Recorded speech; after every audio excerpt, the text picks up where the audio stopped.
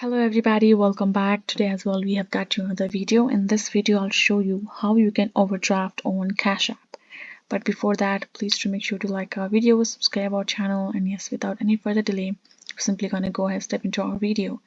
So for that matter, if you have been wondering whether it is possible you can do it or not, then I do have a particular information to share. For that, if you go to this eligible cash customer coverage, is that here in the section you can see Cash App offers eligible customers free overdraft coverage.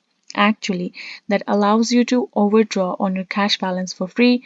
Cash App will never charge you any overdraft fees for overdrawing your balance. And it also accounts you can actually receive up to $50 in free overdraft coverage, but there is some limits you have to have for your individual accounts that you have to vary before doing that. And you can see there is no action that can be taken to increase the free overdraft coverage limit as well, but you have to make sure that whether you're eligible or not.